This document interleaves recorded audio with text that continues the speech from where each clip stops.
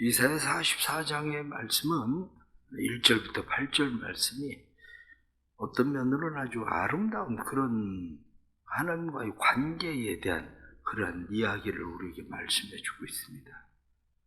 사람마다 서로가 생각하는 관계가 다릅니다.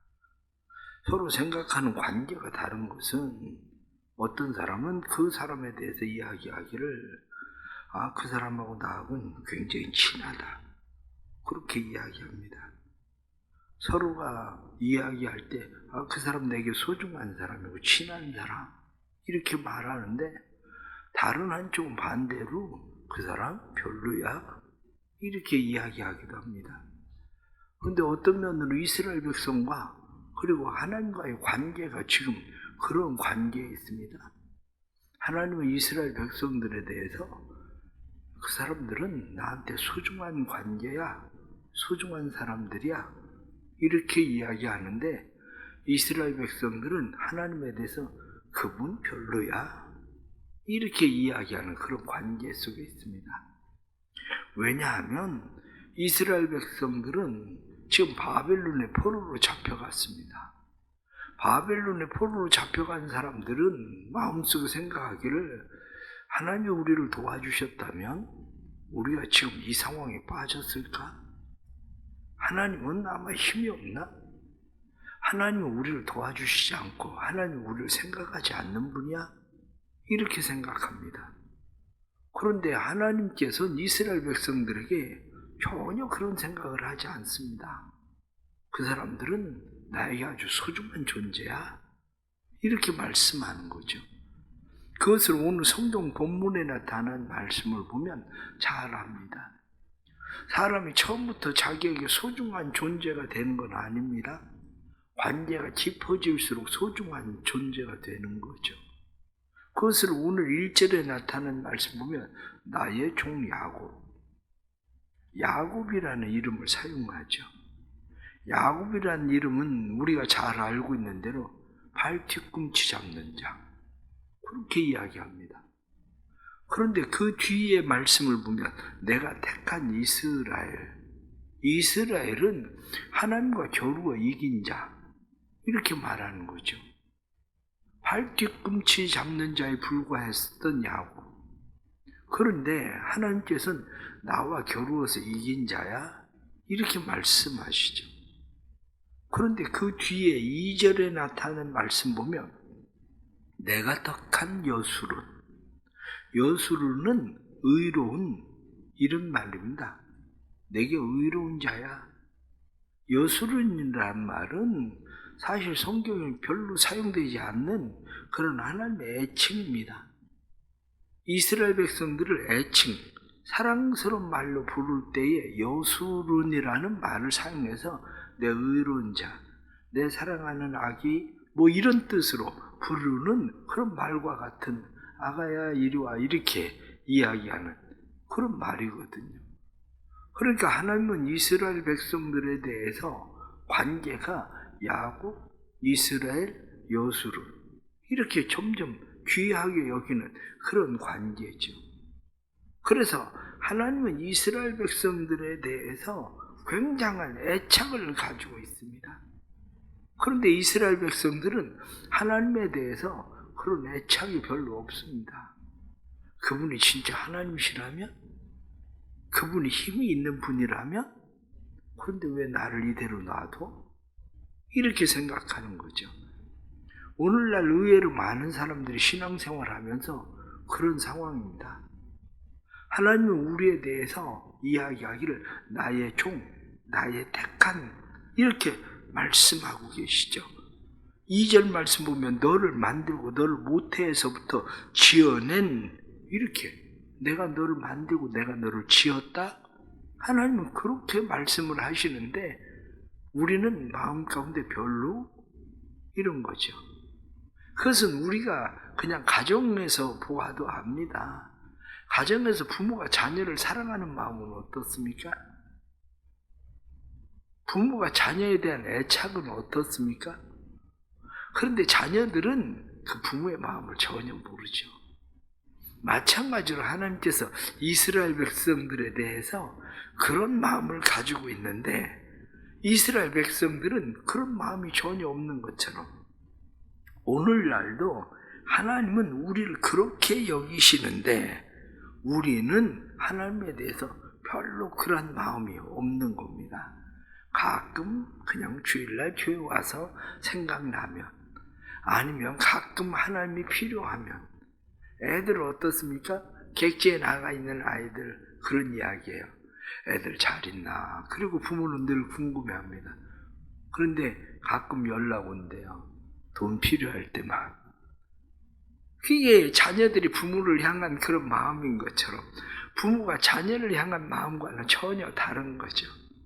그런데 오늘 하나님께서 이스라엘 백성들에게 그렇게 이야기하십니다.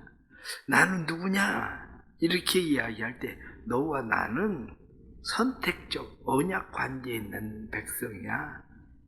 너와 나는 그냥 별개가 아니라 언약적 관계. 선택한 언약적 관계. 그래서 나의 종, 내가 택한 이렇게 말씀하는 것처럼 세상에 많은 사람들 가운데 하나님이 우리를 택하셨다는 거예요. 내가 먼저 하나님을 사랑한 것이 아니라 하나님이 나를 먼저 사랑하셨어요. 하나님이 우리를 선택하셨습니다. 그리고 하나님의 소유를 삼으셨어요. 그렇다면 우리도 하나님에 대해서 하나님의 이 선택적 언약 관계 속에서 우리는 하나님을 그렇게 여기는 마음이 필요한 거죠. 그것을 오늘 5절 말씀은 무엇라고 되어 있냐면 한 사람은 이르기를 나는 여호와께 속하였다 할 것이며 또 한 사람은 야곱의 이름으로 자기를 부를 것이며 또 다른 사람은 자기가 여호와께 속하였음을 그의 손으로 기록하고 이스라엘의 이름으로 존귀 여김을 받으리라. 여기 지금 세 사람에 대해서 이야기합니다. 세 사람에 대해서 이야기하는데 한 사람은 나는 여호와께 속한 사람이다. 이렇게 이야기합니다. 나는 여호와께 속한 사람이다. 그래서 나는 하나님의 것이다. 이렇게 말하는 거죠. 그 다음 사람도 이야기하기를 야곱의 이름으로 자기를 부를 것이며 이 말은 나는 하나님의 사람이야 그 이야기입니다. 쉬운 성경 말씀에는 나는 하나님의 사람이야 라고 부를 것이다 이렇게 이야기하는 거죠.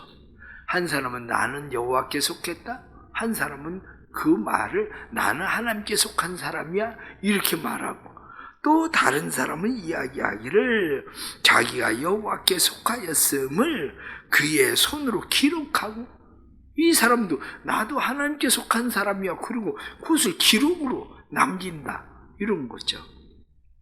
마찬가지로 우리가 하나님에 대해서 가져야 될 태도도 바로 그겁니다. 하나님, 나는 하나님의 것입니다. 나는 하나님께 속한 사람입니다.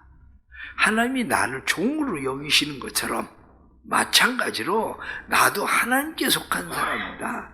하나님이 나를 지으시고 나를 하나님께서 만드셨다고 말씀하신 것처럼 하나님 맞습니다. 나는 하나님에 소속된 사람입니다. 이게 뭐냐? 이게 바로 소속된 정체성이죠. 그러니까 우리는 정체성이 분명해야 됩니다.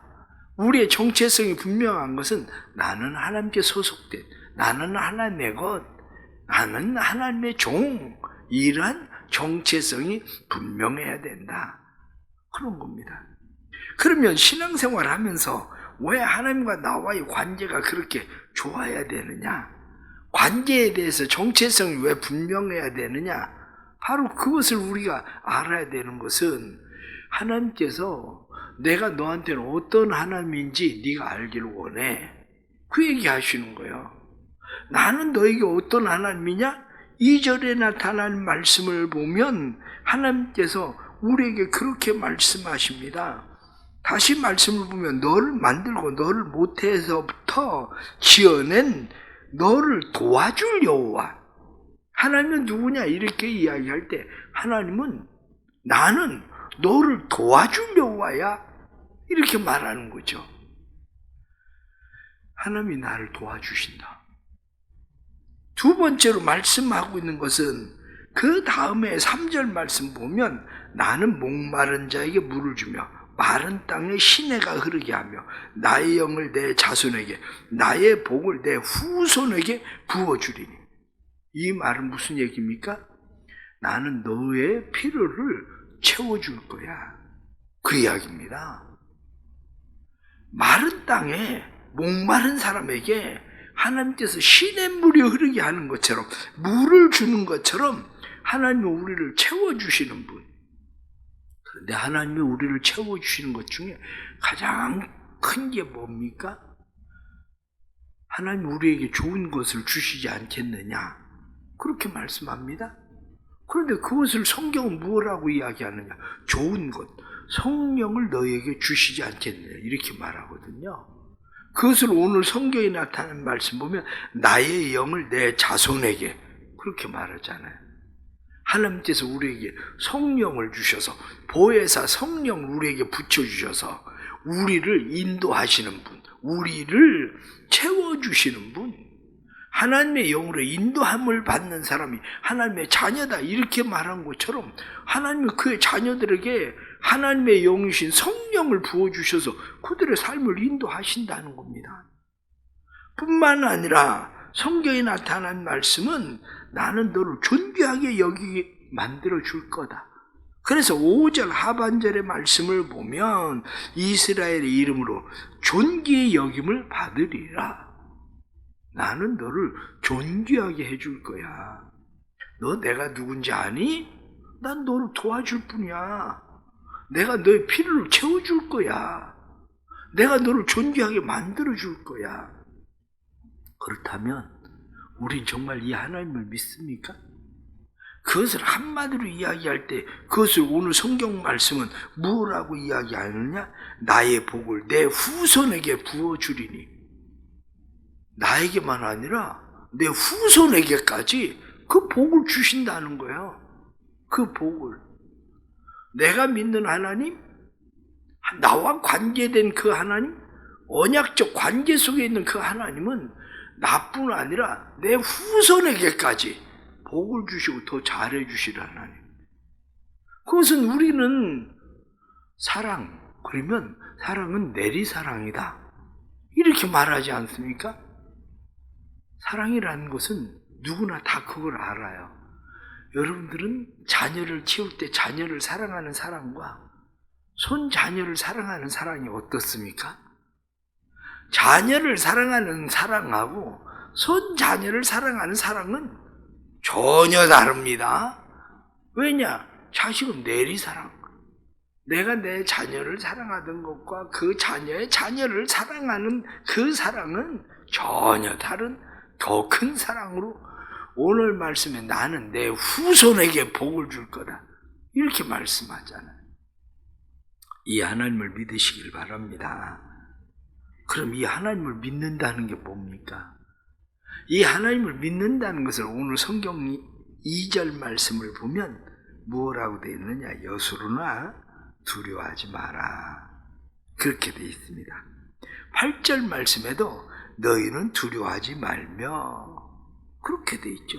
두려워하지 마라. 그 다음에 말씀 8절 이어서 말씀 보면 겁내지 마라. 두려워하지 말고 겁먹지 마. 왜? 내가 너 도와주잖아. 내가 너하고 함께 있잖아. 그러면서 말씀하시잖아요. 그러면서 하나님이 뭐라고 우리에게 말씀하시느냐? 너는 내 증인이 될 거야, 이렇게. 그래서 8절 말씀을 보니까 너희는 나의 증인이라, 이렇게. 너는 내 증인이 될 거야. 내가 너를 존귀하게 여기고 존귀한 자로 만들어줬다는 증인이 될 거야. 겁내지 마. 예수님도 우리에게 그렇게 말씀합니다.